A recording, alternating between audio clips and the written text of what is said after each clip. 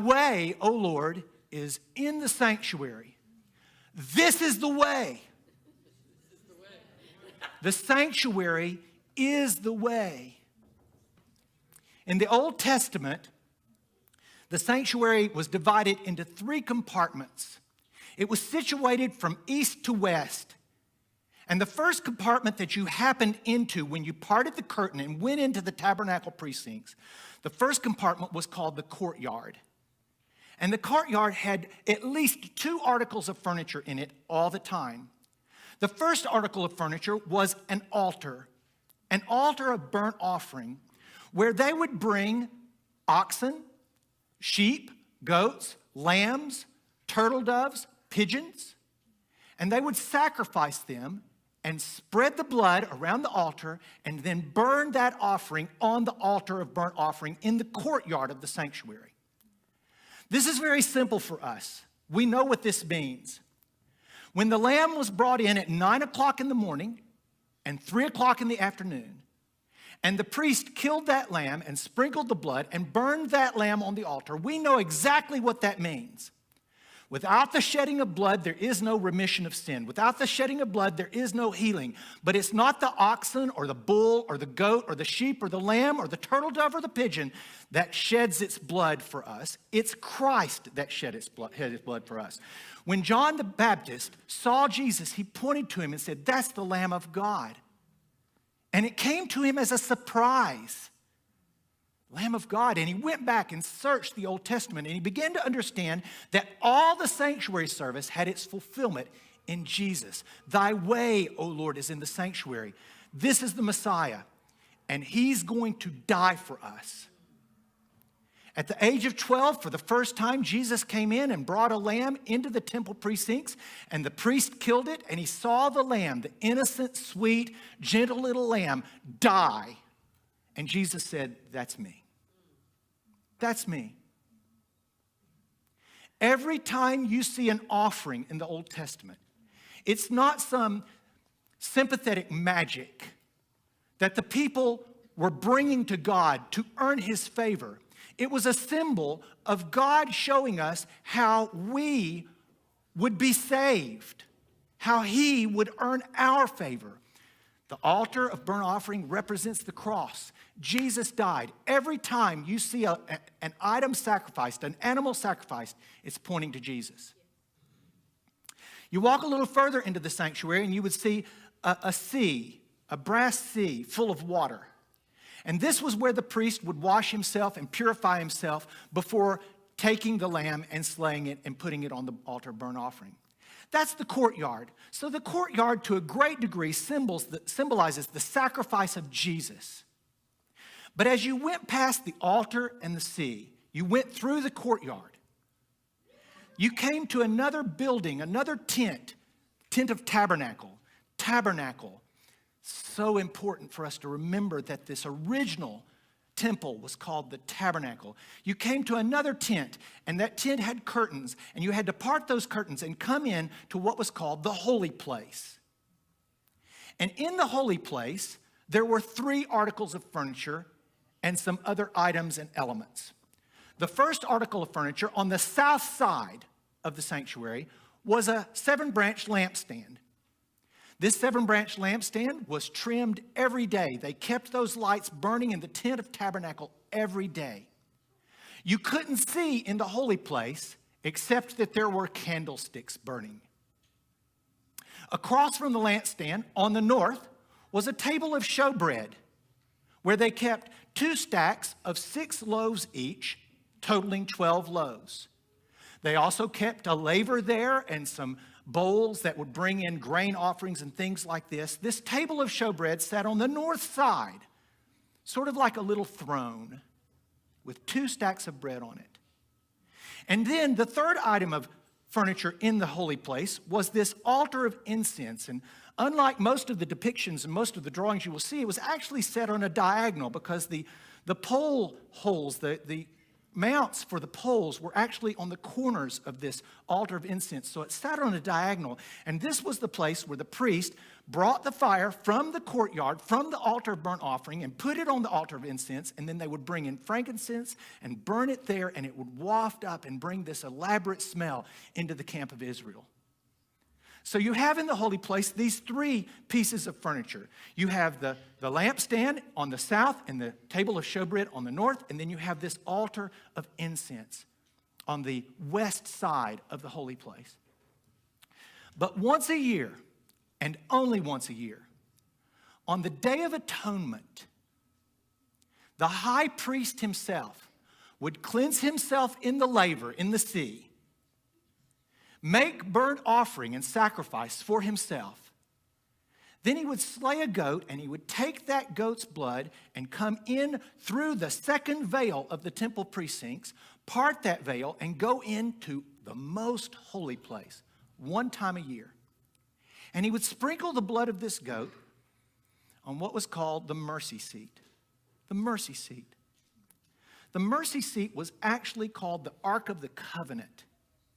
And it was a stand, a small throne in and of itself. Interestingly enough, sort of two thrones in this tabernacle. One, this table of showbread upon which bread sat.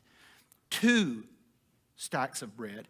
And then there's this Ark of the Covenant. It had angels that looked down upon this mercy seat where the blood was sprinkled. And inside the Ark of the Covenant, as you know, were the 10 Commandments, and Aaron's rod, and a jar of manna. Jar of manna. And the priest once a year would sprinkle the blood on this Ark of the Covenant. Once a year, and only once a year. It was the day of final judgment. And on the day of final judgment, everyone in the camp knew that blood was on the throne. Don't miss it. On the Ark of the Covenant was a mercy seat. And on the mercy seat was the blood of an animal sacrificed in the courtyard. In this most holy place, at the very end of the liturgical year, the people of Israel came to understand that whoever sits on that throne is going to bleed. In fact, it's almost telling us that the person who occupies this throne is the one that came down here to die in the courtyard.